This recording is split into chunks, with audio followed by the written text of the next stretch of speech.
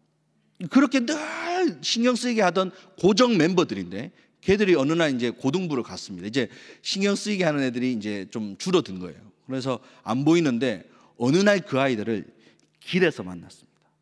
우리는 이제 건물이 달라가지고 서로 중등부 고등부를 못 보는데 걔네들이 길에서 만난 거예요. 그래서 저를 보더니 너무, 저는 별로 안 반가운데 걔네들은 저를 너무 반가워하면서 선생님, 그래, 전도사님이란 말도 잘 몰라요.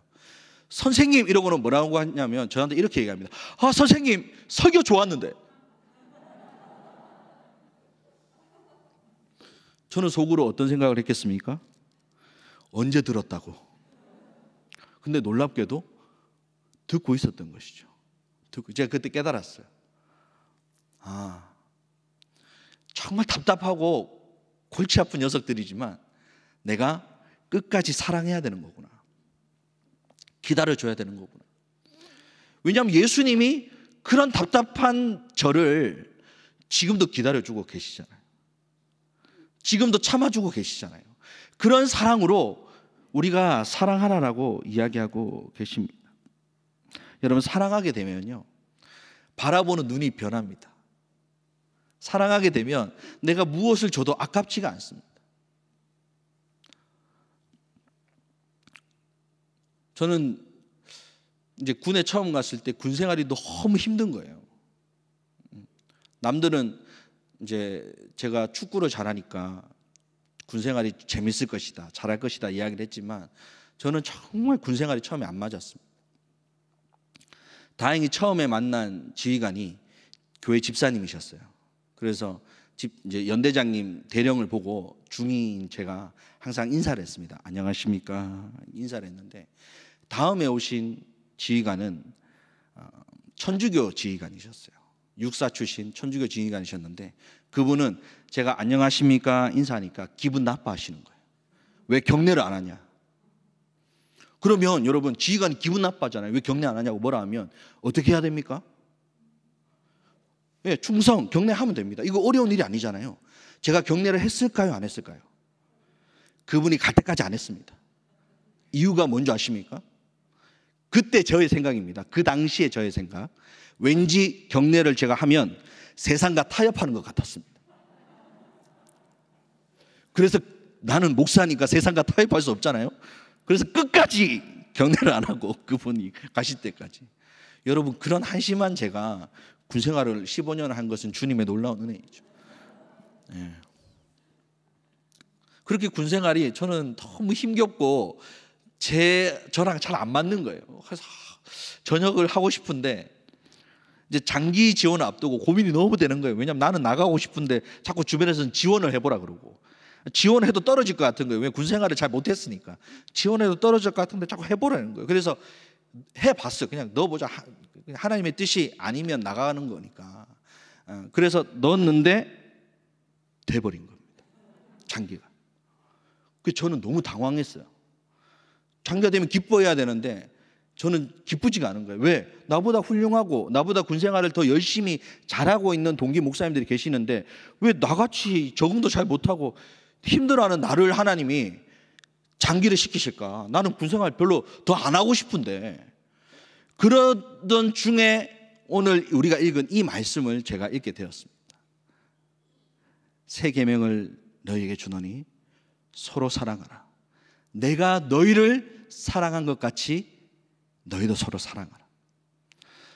제가 저의 지난 군생활을 돌이켜봤는데 저도 사랑했죠. 목회자가 어떻게 맡겨진 사람들을 사랑하지 않았겠습니까? 저에게 맡겨진 부대와 부대원들, 용사들, 가족들, 성도들을 사랑했습니다. 그런데 그날 이 말씀을 읽는데 주님이 제게 이렇게 물으시는 거예요. 내가 너에게 맡겨준 그 영혼들을 내가 너를 사랑한 것처럼 너도 그들을 사랑했느냐?